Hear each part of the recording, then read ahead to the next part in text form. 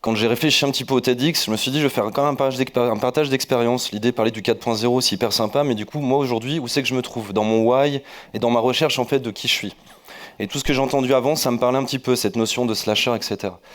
Je vais un petit peu me poser sur les deux termes de révolution et temporel. Alors, révolution, je vais reprendre les termes de Schopenhauer sur la vérité. Il dit, toute vérité passe par trois phases. La première, c'est ridicule, c'est dangereux, et enfin, c'est une évidence.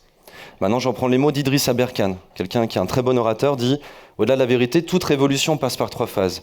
Ridicule, dangereux, une évidence. » En 1969, par exemple, on aurait dit aux ingénieurs de la NASA, quand on a envoyé le premier homme sur la Lune, que un smartphone en 2019 aurait autant de millions de fois plus de capacité de calculation que tous leurs ordinateurs réunis.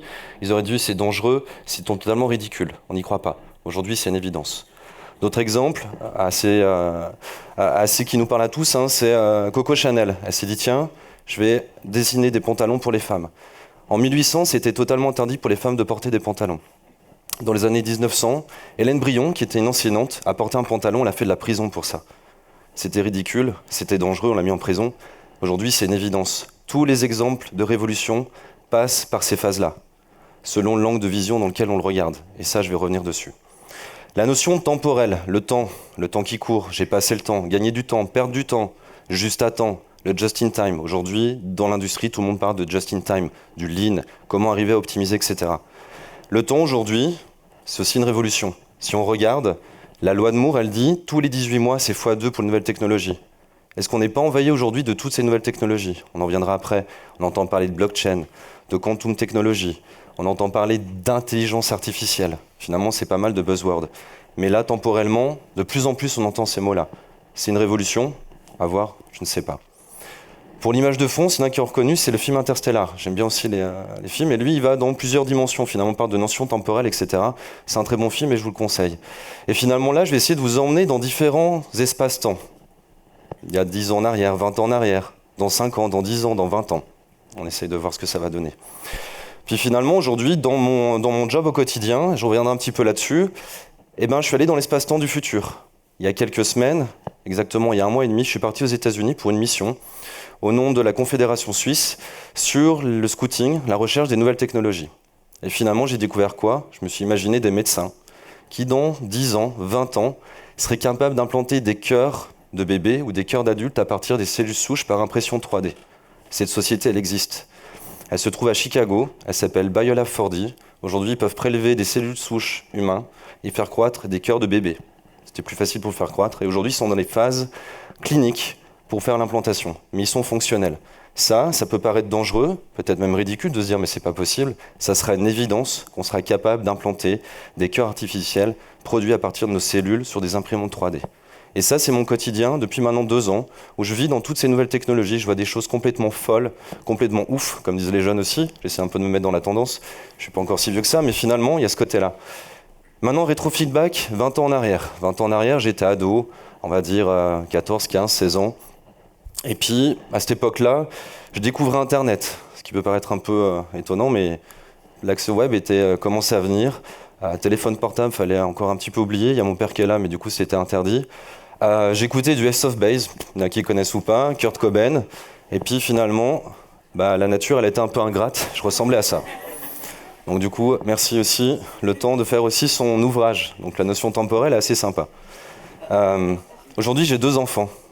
J'ai un enfant de 4 ans et puis une petite fille qui a 6 ans. Mon enfant aujourd'hui de 4 ans, c'est un digital native.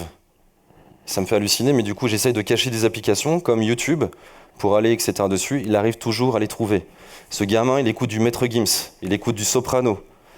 J'ai pas mal de chance, il ressemble plus à sa mère, donc ça me rassure de ce côté-là. Mais finalement, qui est capable de dire dans 20 ans à quoi va ressembler notre monde? Et je suis assez fan de Futurama. C'est Matt Groening, c'est celui qu'on connaît très bien pour les Simpsons. Futurama, c'est l'idée de se dire on va se projeter dans le futur, on va voir.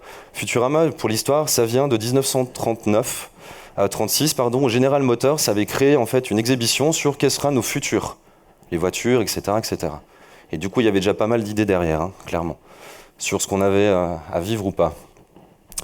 Puis finalement, où j'en suis aujourd'hui, comme on a pu l'entendre, pendant 10 ans, les 10 dernières années, ça a été vraiment un funnel, un accélérateur. Je suis sorti de l'EPFL où j'ai fait un doctorat, ce qui n'était pas vraiment prévu. J'ai publié dans Nature, qui est un super magazine scientifique. Et puis de là, je me suis lancé dans le domaine de l'horlogerie. Et je me suis passionné, je ne connaissais pas. Et c'était la passion de maîtriser le temps. Une fois de plus, le temps est là. Et c'était de toucher finalement à la fois du passé, du côté ancestral, la montre mécanique, mais aussi le futur, avec des nouvelles technologies. Et super, oui, New York Times est tombé sur certains de mes produits. J'ai eu le droit à une pleine page en disant « Le petit génie de l'horlogerie prédit l'intelligence artificielle, prédit la robotique, la cobotique, pour aussi le mieux horloger. » Fair enough, super. J'ai atteint quelque chose qui est sympa, un article dans New York Times. Ok, cool. Mais là, je me suis posé la question, dit finalement, Fred, est-ce que c'est ça que tu veux? Est-ce que tu veux continuer à travailler dans l'horlogerie depuis que 8 à 9 ans que tu travailles dedans? Puis finalement, tu travailles pour qui? Pour 1% de la population et encore. Ce pourcent de la population, c'est des gens, oui, qui ont les moyens de se payer des montres mécaniques, c'est des beaux produits, mais est-ce que finalement mon why, il était là? Est-ce que mon but de se dire tout ce que j'ai pu engranger comme expertise, expérience, et finalement de manière temporelle, tout ce que j'ai vécu dans cet début de vie, on va dire, est-ce que c'est là où je veux aller? Et finalement, j'ai dit non, j'ai dit stop. J'ai démissionné, même pas 1 mois et demi après le New York Times, j'ai dit ok, c'est cool, j'ai fait mes preuves, c'est super, mais j'ai plus envie de ça. Puis là, je me suis trouvé dans un sentiment de dire, faut que je trouve la lumière, le phare, vers où je dois aller. Malheureusement, ce que je me suis rendu compte, c'est que j'approchais d'un phare et j'en voyais des centaines d'autres autour de moi, complètement esselés, perdus. Et qu'est-ce que je voulais faire? Je me suis dit, bah tiens, la technologie, ouais, ça me plaît, et puis l'industrie, ça me plaît aussi. Et là, je suis allé voir la promotion économique genevoise, qu'on appelle la Genève internationale, parce qu'ils sont très avec un melon comme ça sur Genève, mais il y a le Grand Genève qui prend Annecy, donc ça va encore. Et du coup, j'ai pris la direction d'une fondation qui s'appelle l'Office de la promotion des industries et technologies. Et l'idée, c'est d'accompagner les entreprises dans cette transition digitale et numérique. Pour pas laisser, entre guillemets, crever les entreprises sur le coin de la route parce qu'elles n'ont pas pu acter cette transition digitale, qui est énorme. C'est un raz-de-marée. Aujourd'hui, on parle de Lean, on entendra sûrement parler tout à l'heure, je crois.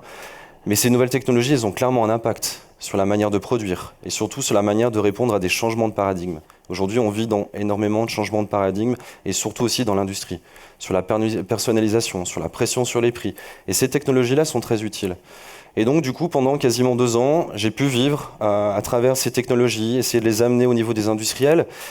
Et là, j'ai trouvé un début de mon why. C'est que finalement, on m'a dit « Mais Fred, t'es expert en quoi ?» Et aujourd'hui, je dis « Je suis expert en rien. Je suis juste un générateur d'écosystèmes. J'essaye de mettre les bonnes personnes autour de la table pour qu'elles puissent co-créer et travailler ensemble.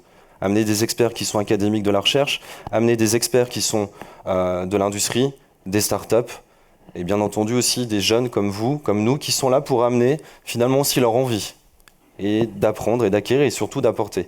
Et ça, c'est clairement le côté de l'intelligence collective. Puis à un moment, je vois les entrepreneurs, puis on commence à leur parler de ça, de la blockchain, de leur parler de la réalité augmentée, de l'intelligence artificielle, du machine learning, deep learning, robotique, cobotique. Et aujourd'hui, c'est le quantum computing qu'on entend de plus en plus parler. Vous allez voir, d'ici 10-20 ans, ça sera quelque chose qui sera tout à fait naturel. Et là, il y a des impacts. Puis quand on parle de ça, un entrepreneur, je me suis rendu compte que oui, c'est clair, quelqu'un qui a son entreprise depuis 50 ans, il entend ces talents, il dit mais comment ça a impacté? Ils sont complètement esselés, déboussolés. Et là, de nouveau, je me suis reposé une question sur mon why. Je travaille dans un système, et là j'irai pas plus loin parce que c'est pas du tout le but, mais dans un système très politique. Puisqu'en fait, ma fondation est financée par l'État de Genève. Et là je lui ai dit, je crois que je vais tout planter. Et du coup j'ai démissionné il y a quelques semaines. J'ai tout quitté, sans rien. Donc aujourd'hui, je sais pas que je suis au chômage, je deviens ce fameux slasher. Donc je donne des cours à l'HEG, à l'EPFL, je m'occupe de coacher des startups pour InnoSuisse, qui est l'organisme helvétique fédéral suisse qui accompagne les entreprises dans le montage de projets d'innovation pour récolter plusieurs centaines, voire millions de francs suisses sur des thématiques assez variées. Et en plus de ça, je prends du temps pour moi, ce qui m'est jamais arrivé. J'ai découvert que j'avais des enfants. Ça me fait un peu bizarre, mais voilà.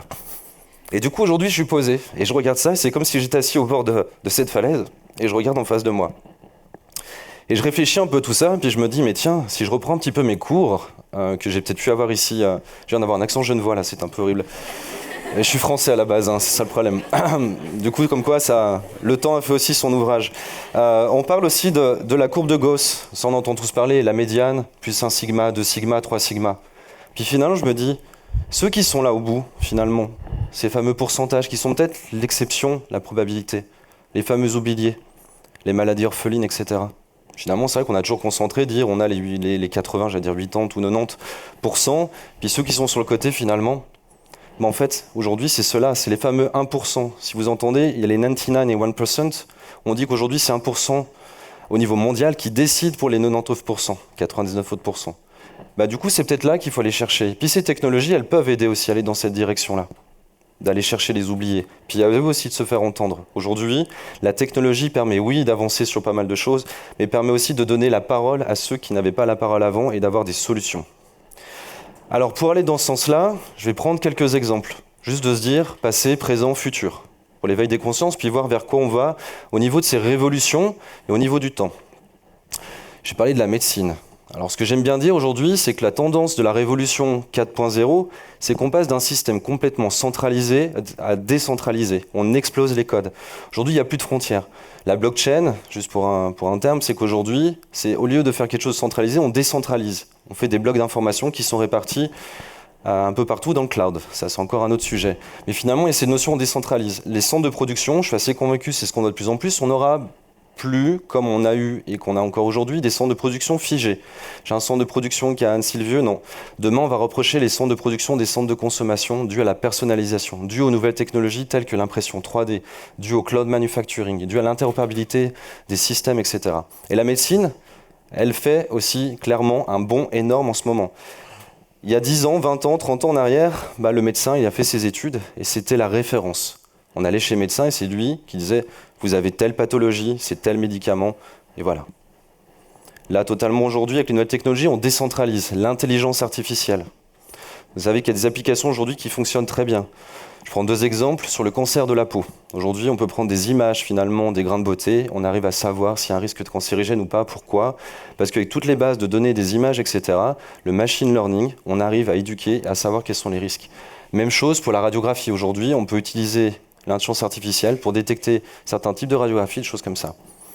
L'autre exemple que je vais donner, qui fait un peu mal, et là, il y a ce côté ridicule, dangereux d'évidence. D'ailleurs, il y a quelques semaines, quand j'ai démissionné, on m'a dit « c'est ridicule, tu démissionnes ». On m'a dit « ah, c'est dangereux, t'as plus de job, tu vas faire comment ?» Je dis « c'est mon évidence ». Et ça, c'est important à la fin de se dire « on a tous notre évidence et on doit réfléchir là-dessus ». Et l'intelligence artificielle, aujourd'hui, on sait que dans la maladie du côlon et du pancréas, on a des algorithmes qui permettent de bien mieux déceler ces maladies-là. Il faut savoir que c'est souvent un médecin qui fait ses analyses, qui regarde, etc. Vous savez qu'il y a des médecins qui mettent les pieds au mur. Parce qu'ils ont peur de ça, ils disent c'est dangereux, je suis en train de perdre du pouvoir. C'est psychologique. Et le futur, ça va être quoi ? Aujourd'hui, vous savez que pour 69 €, vous êtes capable d'avoir votre génome. Vous donnez, et aujourd'hui, on voit, il y a eu pas mal de reportages là-dessus, des frères et des sœurs qui se découvrent. Finalement, on arrive à faire des matchmaking là-dessus, et se dire, tiens, il y a tant d'infos là-dessus, etc.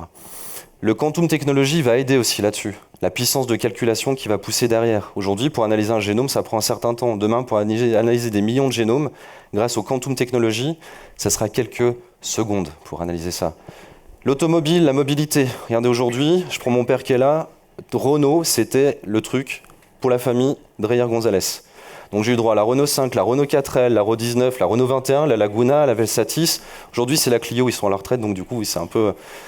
Mais aujourd'hui, ce qu'on voit sur la mobilité, c'est le partage des ressources. Aujourd'hui et encore plus demain, on sera plus propriétaire de notre véhicule. On va commander un véhicule, elle sera autonome, elle sera devant chez nous, on paye tant. On voit aujourd'hui la notion d'ubérisation, clairement. Et puis demain, il y a ces fameux drones. Et clairement, les premiers drones qui vont voler, par exemple à Genève, ça sera en 2035. Pourquoi je dis ça ? Parce que dans mon ancien job que j'ai quitté il y a quelques semaines, on a monté un projet européen sur les drones taxis. Transport d'hommes par drone. Et là, on est 7 villes européennes, avec des grands donneurs d'ordre derrière. Il y a du volocoptère, il y a des grands instituts, etc., de recherche aussi. Mais l'idée, ce qu'on a dit, on veut aller travailler sur ces 1%, on veut les sortir. Pourquoi ? Parce que c'est clair que les drones, taxis comme ça, les premiers qui auront accès, ce sera probablement les gens qui ont l'argent pour payer pour ça. Par contre, moi, qui n'aura sûrement pas les moyens, qui sait, si j'ai un accident, il faut savoir que quand on a un accident en montagne ou peu importe, des fois l'accessibilité à l'endroit est compliquée. Les hélicoptères peuvent y aller, mais si les conditions sont très mauvaises, très compliqué aussi. Un drone, ça passe partout. On peut sauver des vies, on peut bien entendu aller beaucoup plus rapidement sur les sites accidentés et ramener les personnes. Là, ça touche vraiment le 99%, 99% qu'on parlait tout à l'heure. Et de ne pas travailler sur ce 1%. Oui, bien sûr, Uber travaille sur les drones. Bien entendu, Porsche travaille aussi sur les drones. Ils ont communiqué il n'y a pas très longtemps. Mais ce n'est pas pour les 99%, c'est pour ces fameux 1%. Et ça, c'était hyper important quand on a monté le projet sur les drones, de dire drone ambulance pour les accidentés. Un des derniers exemples que je veux prendre, c'est l'éducation. Et là, il y a vraiment une disruption sur l'éducation. Je ne vais pas dire c'est comme les médecins, parce qu'il y a des profs ici, on a son agrégation, c'est super, on peut être prof, je donne des cours aussi de mon côté. J'ai fait mes études, c'est moi le puits de science, entre guillemets. Aujourd'hui, de manière centralisée, on décentralise. Et qu'est-ce qu'on entend de plus en plus? C'est les MOOC, les formations en ligne. Aujourd'hui, on peut suivre des cours du MIT, on peut suivre des cours de l'EPFL, on peut suivre des cours de différentes unis, etc. On donne l'accessibilité à tout le monde de pouvoir s'éduquer, de pouvoir apprendre, de pouvoir se nourrir. Et on n'est plus dans cette notion de dire j'ai fait mes études, etc. On se nourrit au quotidien. On le voit très bien. Aujourd'hui, les entreprises l'ont compris. Aujourd'hui, ce que mettent en place les entreprises, c'est ce qu'on appelle les micro-formations. Donc en Suisse, on a monté aussi un projet pour un très grand groupe de luxe et des groupes aussi énergétiques.